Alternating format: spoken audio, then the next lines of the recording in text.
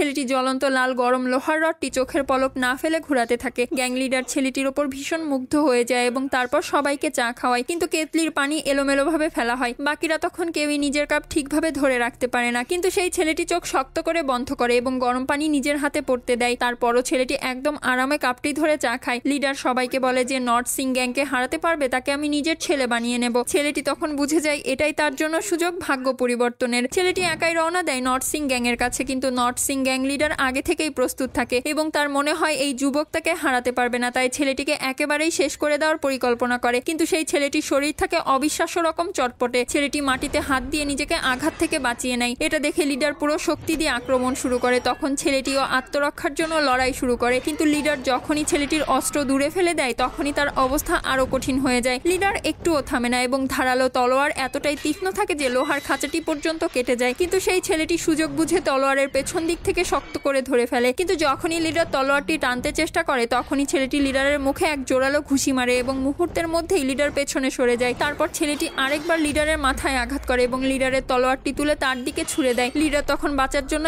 একপাশে হেলে যায়, কিন্তু সেই ছেলেটি হাতের জোরে এমনভাবে লিডারকে পেটাতে শুরু করে যেন লিডারের আর বাঁচার কোনো সুযোগই না থাকে। কিন্তু যখনই লিডার পিছিয়ে আসে তখনই নিজের তলোয়ার তার প্রাণ কেড়ে নেয়। ছেলেটি প্রায় জয়ের প্রমাণ নিয়ে ফিরে আসতে যায়, কিন্তু তখনই নর্থ সিং গ্যাং চারদিক থেকে তাকে ঘিরে ফেলে। ছেলেটি তখন বুঝতে পারে যদি সে লড়াই চালিয়ে যায় তবে নিশ্চিতভাবে হারবে। হঠাৎ ছেলেটি একজনকে ধরে জানালার কাঁচ ভেঙে লাফ দিয়ে বেরিয়ে যায়। যখনই ছেলেটি উঠে দাঁড়ায় তখন দেখে গলির পাশে অনেক লোক দাঁড়িয়ে থাকে এবং তাকে পুরোপুরি ঘিরে ফেলে, কিন্তু ছেলেটি কেবল একবার ঠান্ডা দৃষ্টি দিয়ে দেখে এবং ভেতরের দিকে ঝাঁপিয়ে পড়ে। ছেলেটির শক্তিশালী কুংফুর সামনে প্রতিবার একজন করে শত্রু মাটিতে পড়তে থাকে, এমনকি পাথরের দেওয়ালও তার আঘাত সামলাতে পারে না। ছেলেটির কুংফু ছিল অসাধারণ, কিন্তু নর্থ সিং গ্যাং এর লোকেরা শেষ হওয়ার নামই নিচ্ছিল না। একটি ছোট্ট ভুলের কারণে ছেলেটি মাটিতে পড়ে যায় এবং শত্রু যখন তাকে মারতে উদ্যত হয় ঠিক তখনই তার ভাই আতশবাজি জ্বালিয়ে হাজির হয় এবং সেই বিশৃঙ্খলার সুযোগে সে ছেলেটিকে বাঁচিয়ে নেয়। তারপর নিজের গ্যাংয়ে ফিরে আসার পর ছেলেটি গুরুতর আহত ও অচেতন অবস্থায় থাকে, কিন্তু ছেলেটি তার হাতে তখনও নর্থ সিং গ্যাং এর মোড়ানো জয়ের প্রমাণ শক্ত করে ধরে রাখে। লিডার সঙ্গে সঙ্গে নিজের কথা রাখে এবং সবার সামনে ঘোষণা করে বলে যে